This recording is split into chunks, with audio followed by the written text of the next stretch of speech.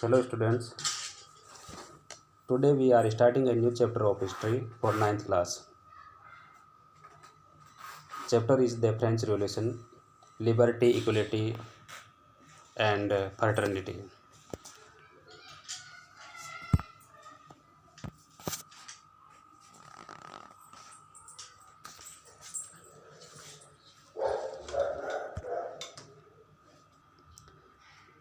Firstly we see location of France in the world map. So आइए हम देखते हैं एक बार इनका location. Are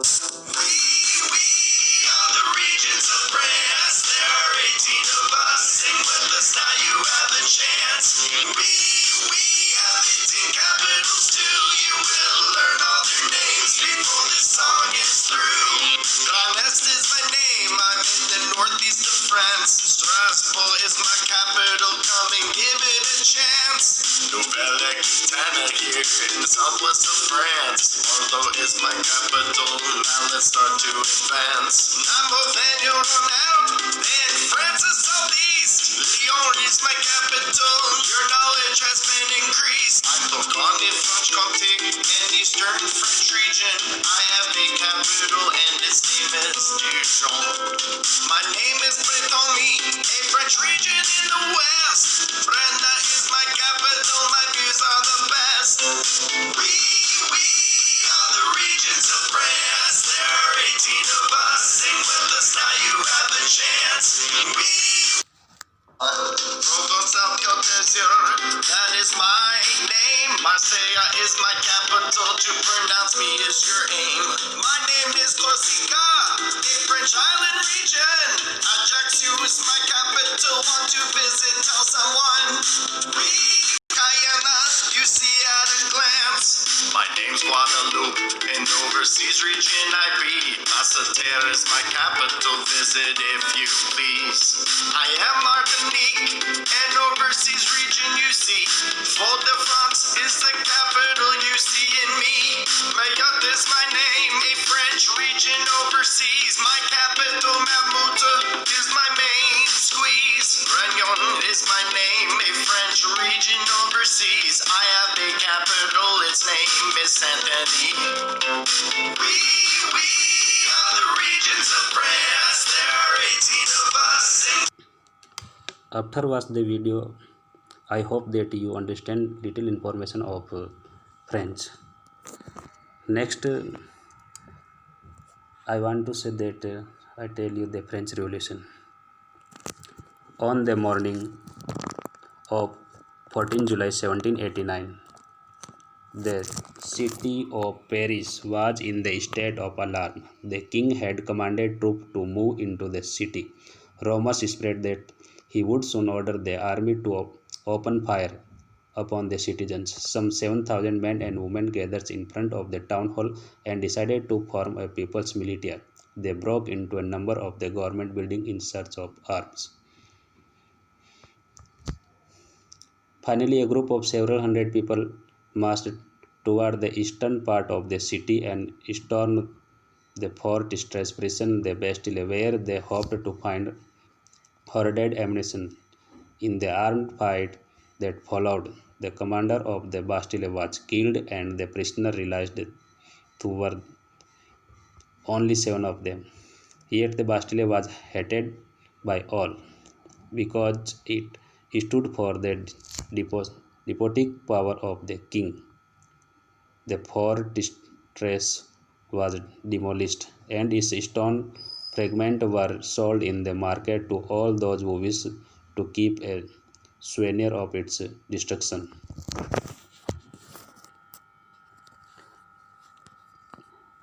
The day that followed saw more rioting both in Paris and the countryside. Most people were protesting against the high price of bread. Much later, when historians look back upon its time, they saw it as a beginning of a chain of events that ultimately led to the execution of the king in France. Though most people at the time did not anticipate these outcomes. After how and why did this happen? Rumors spread in the Paris on the morning of 14 July 1789. The king had commanded troops to move into the city.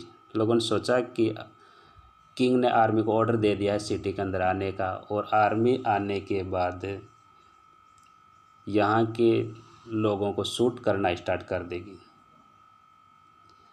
इसके बाद around 7,000 men and women gather in front of the town hall. After that they decide to form a people militia. उन्होंने decide किया कि अपना एक खुद की एक सेना बनाई जाए। अगर किंग ने ऑर्डर दिया सेना को हमें मारने के लिए, तो हम भी सेना के अगेंस्ट या उनके साथ स्ट्रगल करने के लिए, उनका मुकाबला करने के लिए हमें भी अपना एक आर्मी बनानी चाहिए। They broke into A number of the government building in search of the arms. उसके बाद हथियारों की खोज के लिए उन्होंने जितने भी गवर्नमेंट ऑफिस वगैरह थे उनको लूटना स्टार्ट कर दिया, उन पे अटैक कर दिया वहाँ के लोगों ने। और उसके बाद फाइनली वो लोग वहाँ पर एक दुर्ग बना हुआ था, फोर्ट बना हुआ था, और वहाँ पर गए थे। उनको लगा कि यहाँ पर हमें आर्म्ड ज़्यादा मिल सकते हैं। वहाँ पर उन्होंने अटैक किया और उस फोर्ट को अबोलिस्ट कर दिया, और वहाँ से जितना भी मटेरियल मिला उन्होंने लूट लिया, और उनके स्टोन्स वगैरह जो भी उनके पास थे उनको मार्केट के अंदर बेच दिया। तो यहाँ से एक रेवोल्यूशन स्टार्ट माना जाता है 14 जुलाई 1789 बाद, और यही रेवोल्यूशन आफ्टर दिस फ्रांस के अंदर फैल गया था। सब जगह अलग अलग उनकी सिचुएशन थी। कई जगह हाई प्राइस के कारण ये स्प्रेड हो गया था, कुछ जगह और कुछ रीज़न था। तो इन सभी चीज़ों का एक उसने कुछ रीज़न था। तो आइए देखते हैं मेन रीज़न क्या था उनका, जिनकी वजह से ये रेवोल्यूशन सब जगह फैल गया था। आइए देखते हैं कि फ्रेंच की क्या कंडीशन रही होगी जिनकी वजह से वहाँ पर रेवोल्यूशन हुआ। इन 1774 Louis 16 of the Bourbon family of kings ascending the throne of the France. He was 20-year old and married of the Austrian prince Marie Antonio. Upon his accession, the new king found an empty treasury. जैसे ही Louis 16 वहाँ राजा बना था, उसके बाद when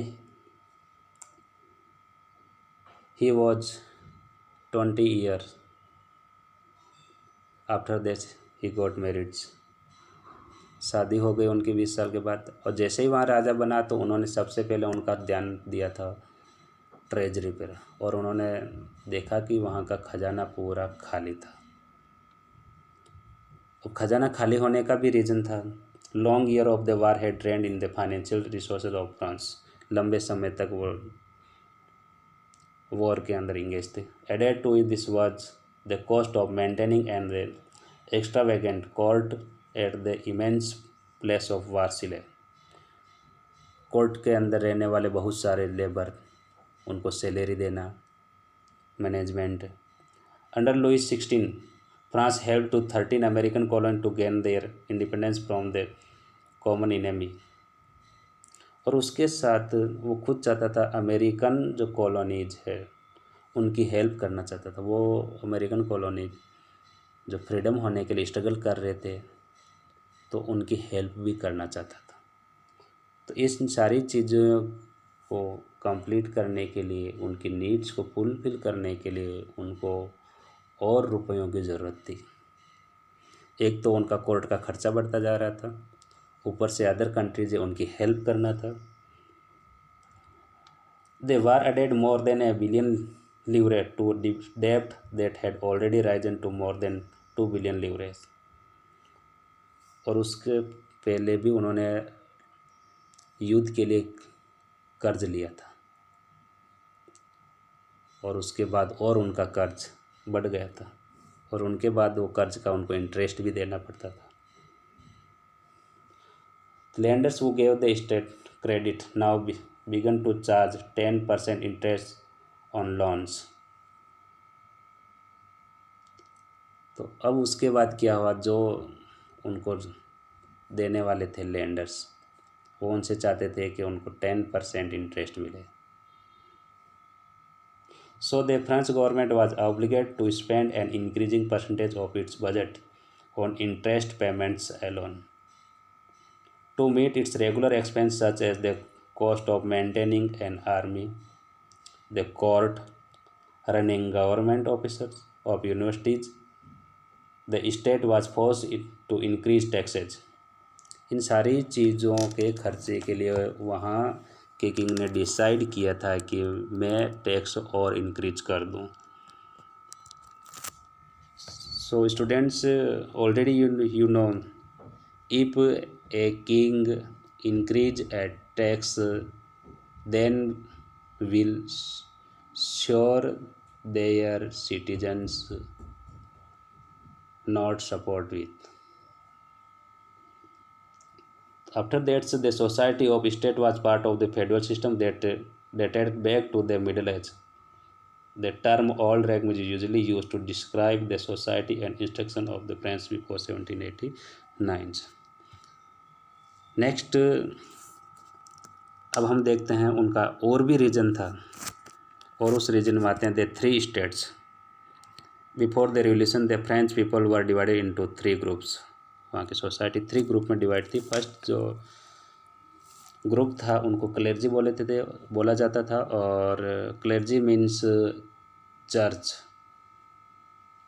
पादरी वर्ग, वो first state में आते थे। And the second state of nobility, high family, rich man and relative of Kings family. And third state the common people. अब इसमें कॉमन पीपल में कौन आते थे? Farmers, peasants, artisans, workers, labours and all others, जितने भी थे वो थर्ड स्टेट के अंदर आते थे। और यही उन्हीं का एक मेन रीजन था जिनकी वजह से फ्रेंच रिवोल्यूशन हुआ था। सोशल और इकोनॉमिक इनइक्वलिटी थी वहाँ पर, कोई भी इक्वलिटी उनके साथ नहीं थी। First 2 groups, clergy and nobility, many privilege enjoyed powers, particularly exemption from most taxation. उनको कई तरीके से छूट मिली हुई थी, कई तरीके से उनको राइट मिले हुए थे। किनको? क्लेर्जी एंड नोबिलिटी को। तो थर्ड कैटेगरी जो है वो सारा बर्डन उन्हीं के ऊपर आ रहा था, क्योंकि फर्स्ट एंड सेकंड कैटेगरी से कोई टैक्स नहीं लिया जाता था, और सारा का सारा टैक्स एक ही ग्रुप से लिया जाता था। थर्ड कैटेगरी से, थर्ड स्टेट से टैक्स लिया जाता था।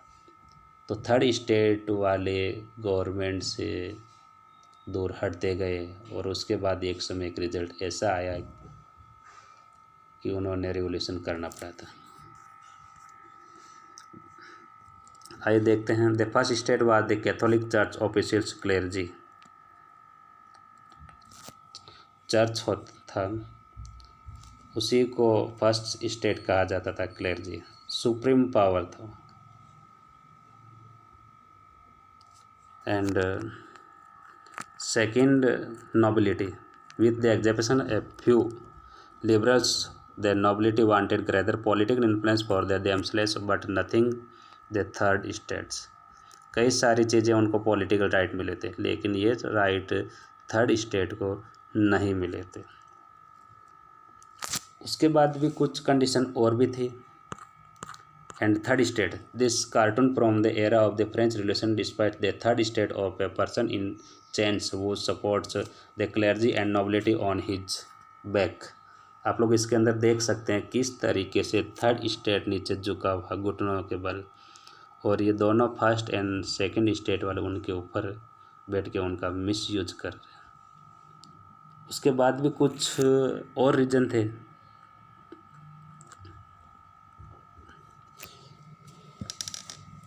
How the system of Eastern in French society was organized, peasants made up to about 90% of the population। Mostly जो पॉपुलेशन था 90% पॉपुलेशन पीजेंट थे, फार्मर थे। However, only small number of them owned the land they cultivated। और उनमें से भी उनके पास जो कल्टिवेटेड लैंड थी उनमें से वो स्मॉल पार्ट उनका था। Otherwise first and second categories का ही उनके ऊपर अधिकार था। About the 60% of the land was owned by the nobles. उन्हीं में से 60% के जो ओनर थे वो कौन थे? Nobles, the church and other rich members of the third states. Noble थे, चर्च थे उनमें, और उसके बाद कुछ रिच मेंबर थे जो थर्ड स्टेट में आते थे, वो भी उनके ऊपर उनका अधिकार था। The member of the first two state that is the clergy and the nobility enjoy certain privilege by the birth. The most important of the was exemption from the paying tax to the state. तो इनकी वजह से उनके साथ tension in लोगों का बढ़ता गया था। Next we see next slide, the tax payer. अब टैक्स पेयर की क्या कंडीशन थी टैक्स पे करना? The third state bore the entire tax burden. बहुत परेशान था थर्ड स्टेट, उनके ऊपर डे बाय डे इंक्रीज होता जा रहा था टैक्स। और टैक्स के जो टू टाइप वहाँ पर उस टाइम थे, टीथ है एंड टेल है। टीथ है 1/10 ऑफ द एग्रीकल्चर प्रोड्यूस, जो जितना भी एग्रीकल्चर प्रोडक्शन होता था उनका 1/10 टीथे के रूप में एक टैक्स लिया जाता था। And second tax paid to the state, ये डायरेक्ट था, tax to the paid directly to the state, जो गवर्नमेंट उनसे लेते थे। And tithe a tax levied by the church comparatively 1/10 of the agriculture produce. और टीथे जो tax था वो कौन लेता था? चर्च लिया जाता था। फर्स्ट जो टीथे है वो चर्च टैक्स लेता था, थर्ड कैटेगरी से लिया जाता था। सेकेंड जो टेले है वो डायरेक्ट गवर्नमेंट इनसे टैक्स लेती थी।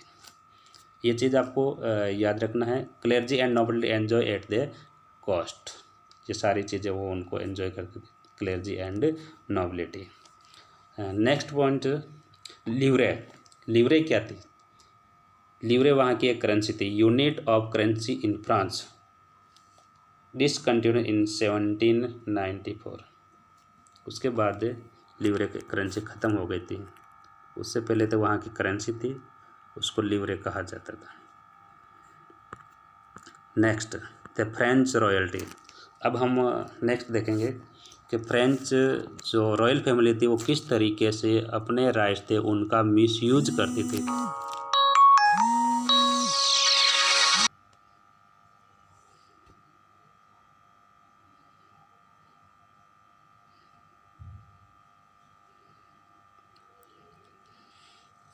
Louis XVI was an awkward, clumsy man who had a good heart but was unable to relate to people on a personal level। अच्छा था लेकिन वो लोगों से एक पर्सनल लेवल पे कनेक्ट नहीं कर पाया था, और उसके बाद वो अनसक्सेसफुल किंग डिक्लेयर हो गया था। मैरी एंटोनियो,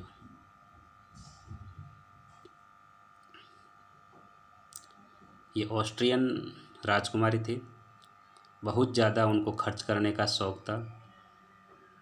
जनता के टैक्स के पैसे ये अपने पर्सनल यूज के लिए खर्च करती थी।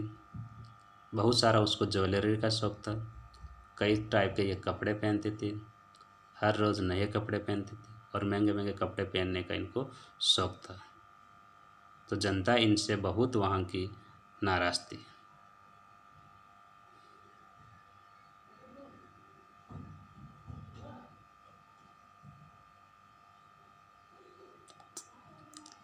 The king and queen of France lived in luxury and splendor at the magnificent place of Versailles outside of Paris।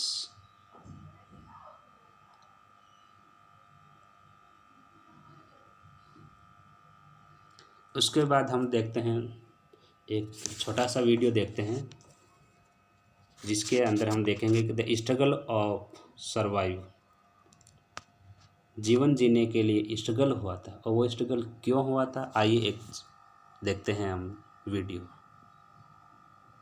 The population of France rose from above 23 million in 1715 to 28 million in 1789. This led to a rapid increase in the demand for food grains. Production of grains could not keep pace with the demand. Production of grains could not keep pace with the demand. So the price of bread, which was the staple diet of the majority, rose rapidly. Most workers were employed as laborers in workshops whose owner fixed their wages. But wages did not keep pace with the rise in prices. So the gap between the poor and the rich widened. Things became worse whenever drought or hail reduced the harvest. This led to a subsistence crisis, a situation where the basic means of livelihood are endangered. Something that occurred frequently in France during the old regime.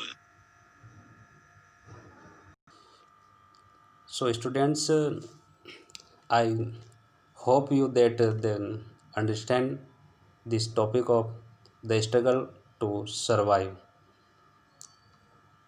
Video में हमने देखा है कि किस तरीके से बताया गया था कि वहाँ लोग अपने सर्वाइव करने के लिए कुछ भी करने के लिए तैयार हो गए थे। उसका एक रीज़न था कि फ्रांस का पॉपुलेशन इंक्रीज हो गया था, प्रोडक्शन कम हो गया था, उसकी वजह से डिमांड बढ़ने लग गई और डिमांड बढ़ने की वजह से उनकी रेट इंक्रीज हो गई और वहाँ पर लोग जो भी वर्क करते थे वो अपने ओनर के अकॉर्डिंग ही वर्क करते थे। उनका वेजेज फिक्स वेजेज था, उनका वेजेज कभी भी रेट इंक्रीज के उनको हाई रेट के अकॉर्डिंग उनको वेजेज नहीं मिलता था। इनकी वजह से उनके अंदर गैप बढ़ता गया था। Rich people more rich and poor people more poor, so gap increase between both groups. Next topic के अंदर हम पढ़ेंगे growing middle class, political philosophers and to privilege. Middle class growing करता है और उसके बाद जो प्रिविलेजेस से नोबिलिटी, चर्च, वो ख़त्म हो जाते हैं। तो इसके अंदर हम ये पढ़ेंगे, देखते हैं इनके बारे में। So students, we let's start a growing middle class. The 18th century witnessed the emergence of social group termed the middle class. All of these were educated and believed that no group in society should be privileged by birth rather than a person's social position must depend on its merits. These ideas demand a society based on freedom and equal law and opportunity for all. तो इससे पहले हम पढ़ चुके थे in past, peasants and workers had participated in revolt against increased tax and food security, but they lacked the means and programs to carry out full-scale measures that would bring about a change in their social and economic order.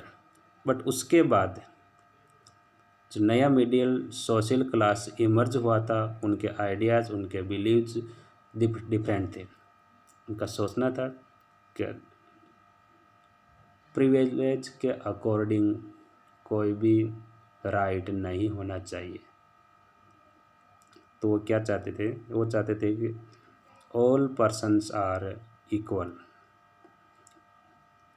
And not should be privileged by the birth. And after that they thought about our society, social position must depend on his merit. तो इस type का उन लोगों का विचार था और यही विचार एक रिवोल्यूशन को और आगे बढ़ाने में हेल्पफुल हुए थे। और उन्हीं विचारों को और आगे बढ़ाने में कुछ फिलोसोफर, उनका भी इम्पोर्टेंट रोल था। देखते हैं उन फिलोसोफर का role. 17th and 18th century was the age of the Enlightenment. Various philosophers put forward their theories for the state to base on equality and freedom. John Locke, in his two treatises of government, sought to refute the doctrine of the divine and absolute right of the monarch. उन्होंने अपनी book में monarchy के बारे में लिखा था.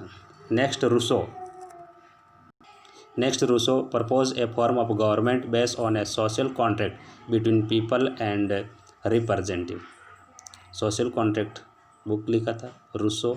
उसके अंदर कई सारे आइडिया गवर्नमेंट और पीपल्स के बारे में उन्होंने लिखे थे. In the spirit of laws Montesquieu proposed a division of power within a government between the legislative, the executive and the judiciary. उन सभी के अलग अलग पावर के बारे में उन्होंने अपनी जो बुक थी उसके अंदर लिखा था the spirit of the laws. और उनके जो राइटर थे उनके मॉन्टेस्क्यू. तो मॉन्टेस्क्यू ने अपनी book the spirit of the laws उन्होंने जुडिशरी, एग्जीक्यूटिव एंड लेजिस्लेटिव इनके पावर के बारे में लिखा था. सो स्टूडेंट्स, ये बुक है वो बड़ी इम्पोर्टेंट बुक है. कई बार इनका एग्ज़ाम के अंदर क्वेश्चन आ चुका है, तो आप उसको ज़रूर याद रखें. Spirit of the laws Montesquieu के द्वारा लिखी गई थी. कई बार क्वेश्चन पूछा है वो was the wrote of spirit of the laws, तो उसका राइटर का नाम मॉन्टेस्क्यू. या अगर ऐसा भी क्वेश्चन पूछ सकते हैं मॉन्टेस्क्यू ने कौन सा बुक लिखा था, तब भी उसका आप नेम उनका याद रखना है. नेक्स्ट पार्ट के अंदर हम जो हमारा अगला वीडियो होगा उसके अंदर हम पढ़ेंगे the outbreak of the revision. तो अभी तक के लिए बस इतना ही. And I want to say that students, if you have any doubt, any query and any question, you frequently ask me any type, and I always ready for you and you contact can be by call, WhatsApp and others. सो आप कभी भी अगर आपको इनसे related कुछ ज़रूरत हो, कुछ डाउट हो, तो मुझे कॉल करके या बाय मैसेज पूछ सकते हैं. Thank you so very much.